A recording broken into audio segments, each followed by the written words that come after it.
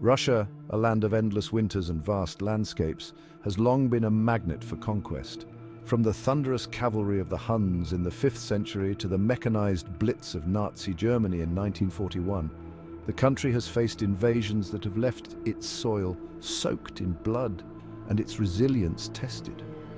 But how do these two invasions, separated by nearly 1,500 years, echo one another? And what does Russia's response tell us about its enduring place in history?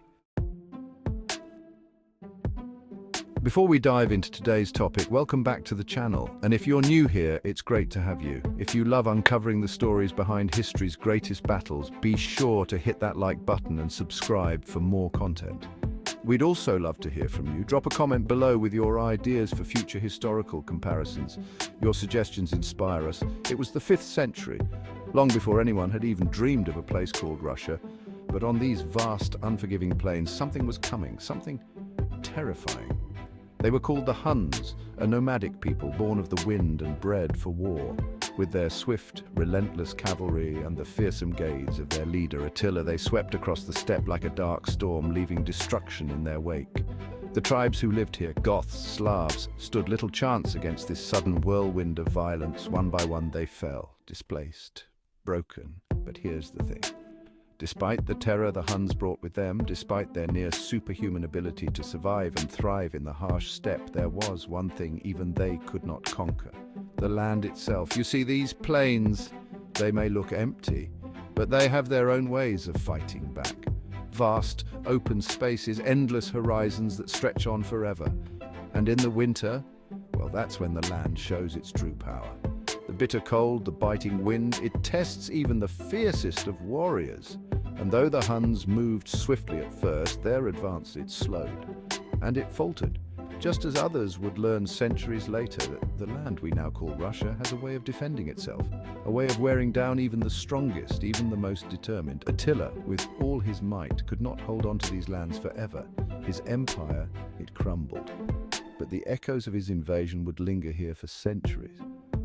And the lesson? Well, that lesson would be learned again. Much, much later. Centuries passed. Empires rose and fell. But the land, well, the land stayed the same. It waited. Waiting for the next invader, the next army that believed they could conquer its endless expanse. And they would come again. But this time it wasn't the charging cavalry of Attila the Hun. No, in 1941 a new kind of army appeared on the horizon. An army of tanks and planes, led by a man with his own grand vision. A vision of domination, conquest and destruction. This time it was Adolf Hitler who believed he could break Russia. Just as Attila once had, he thought his forces were unstoppable. The plan was called Operation Barbarossa, the largest invasion the world had ever seen. But what Hitler didn't realize, well, was that history has a way of repeating itself. And this land, these people, they weren't about to surrender. Not now, not ever. It was 1941. And Hitler had a plan, a grand, terrifying plan. One that would stretch his armies across the largest country on earth into a land few had ever conquered and lived to tell the tale. He called it Operation Barbarossa. The largest invasion force the world had ever seen. Over 3 million men, tanks, planes, endless columns of soldiers, all of them racing toward the Soviet Union. Hitler thought he could crush it in just a few months. After all, hadn't he already rolled over the rest of Europe like it was nothing? But this wasn't France. This wasn't Poland. This was Russia.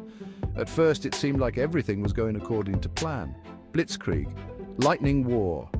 The Germans stormed across the border, smashing through Soviet defenses like a hammer through glass. Towns fell, cities burned. Millions of Soviet soldiers were captured, killed, or left running for their lives.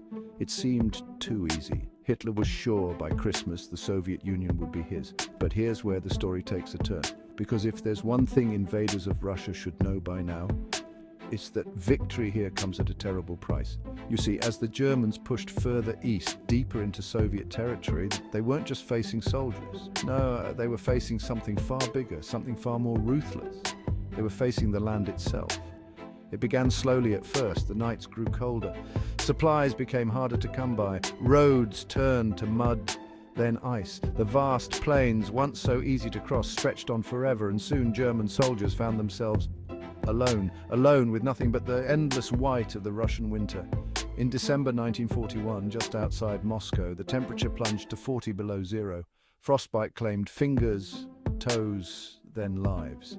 The German tanks, they wouldn't start. The soldiers, they didn't have winter coats, and the Soviet army, well, they were just getting started. With fresh reinforcements, the Soviets launched a counter-offensive.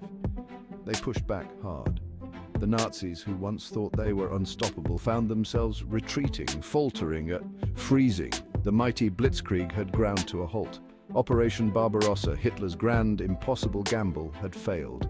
And as history had shown time and again, conquering Russia was never as easy as it seemed. From Napoleon's to Attila the Hun, to now, Hitler himself, invaders had come, believing that they could break the Russian spirit, but each time they were wrong. Because here's the thing about Russia, it doesn't just fight back with guns or men. It fights back with its land, its winter, its endless, unyielding vastness. History whispers the same warning through the ages. Russia does not bow to invaders. Yet time and again, powerful men thought they could change that fate.